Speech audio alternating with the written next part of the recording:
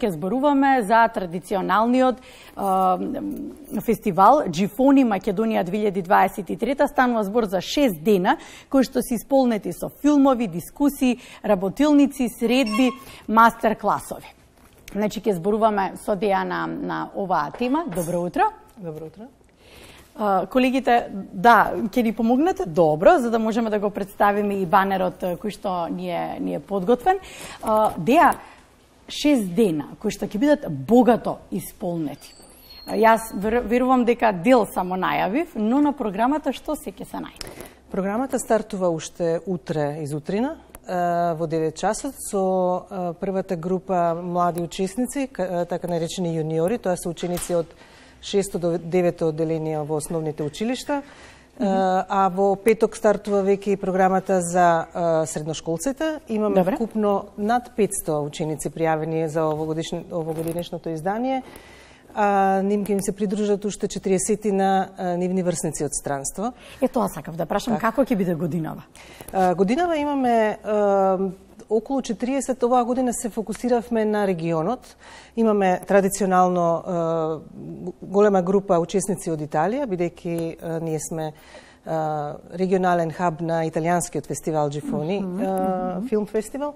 Покрај нив имаме уште една голема група учесници од земјите од Балканот. Ева го банерот.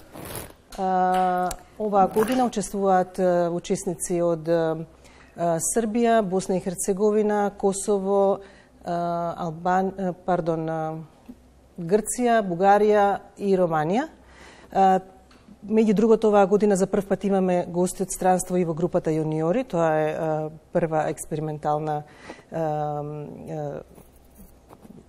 иницијатива што оваа година ја организиравме, така што делот во кој нашите учесници се спријателуваат со своји пријатели, тие се сместени во семејства. Да, тие се сместени во семејства, кои ја користам приликата да им се заблагодарам на сите семејства што секоја година ги отвораат вратите на своите домови за да примат учесници од странство. Тоа е еден од најубавите моменти на нашиот фестивал.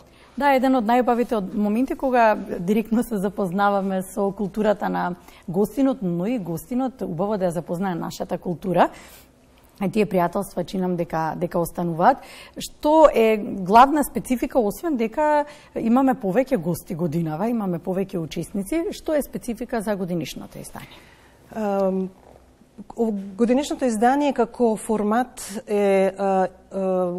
го повторува оној успешен формат што веќе 11-та година поред ние го применуваме тука во Македонија. Тоа се децата гледаат филмови, по филмовите дискутираат на темите од филмовите, потоа имаат креативни работилници, се среќаваат со представници од креативните индустрии, нивни врсници, како и поискусни професионалци, и имаме освен тоа и ревија на филмови кои се вон конкуренција и голем број оваа година 40 на кратки филмови. Оваа година имаме еден нов сегмент кој за прв пат го воведуваме. Тоа е проектот наречен EPIC, што е кратенка од англискиот назив Enhancing Peace Through Youth Creativity, што значи промовирање на мирот и на помирувањето во регионот, практично, преку креативност на младите. Тоа значи дека оваа година за прв пат отворивме конкурс за... Ние секоја година имаме конкурс за кратки филмови, меѓутоа оваа година додадовме нова категорија кратки филмови кои го промовираат мирот и човековите права и демократските вредности, европските вредности, се со цел да ги поттикнеме филмаджиите од регионот и од целиот свет да творат дела кои ќе им помогнат на младите да осогледаат некои поинакви ситуации или да се развијат на некој начин кој ќе им помогне да ги надминат предрасудите со кои често растат во семејствата или во општеството. На кои жанрови се фокусиравте? Обично тоа се жанрови кои што обработуваат теми актуелни во општеството.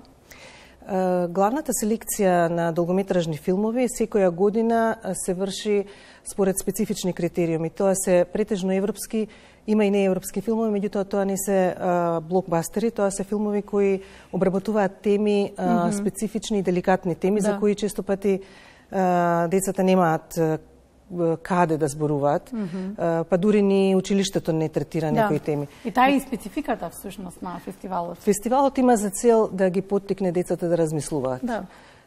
Токму тие дискусии што се организираат, што настануваат спонтано по филмовите, покажуваат дека нашите филмови ги мотивираат децата да се отворат. Понекогаш имаме случаи со деца кои биле срамежливи, а по джифони веќе се развиле станале малку поинакви, односно се охрабриле да зборуваат, да прашуваат и да ги кажуваат своите мисли без страв дека ќе бидат осудувани. Без задршка, да. Ќе начнеме некои од темите кои што би биле? Дали тоа би било врсничко насилство, дали тоа би бил булингот, како... Имаме теми кои што испливуваат секогаш. Имаме и такви теми, има неколку филмови кои третираат врсничко насилство.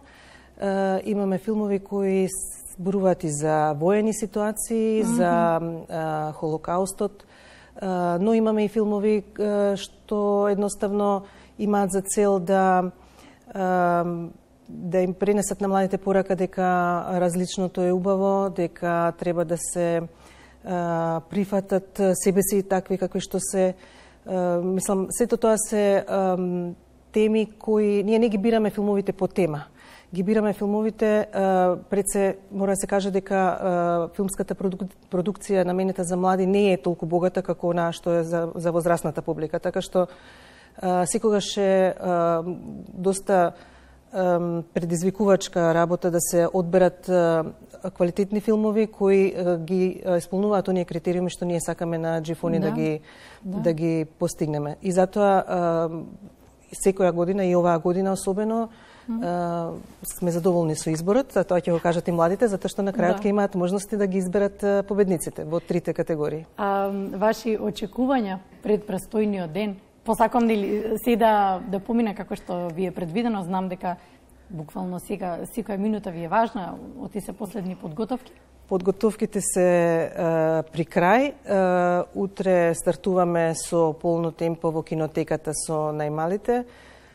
Потоа, утре вечер имаме свечено отворање на фестивалот во киното Милениум. Сите се поканети, влезот е слободен, се до пополнување на местата. Во 19 часот ќе започнеме пократка презентација на програмата на фестивалот. Фестивалот ќе го отвори амбасадорот на Италија во Скопје, господинот Андреа Силвестри, и потоа ќе преминеме на првиот филм. Тоа е филмот Вратената, филм од италијанско-швајцарска продукција со многу интересна тема, исто така за едно девојче што се соочува со семејна ситуација која и го менува животот од корен. Нека биде ова покана. Покана до сите, повелете ве, очекуваме утре на свеченото отворање. Да ја благодарам.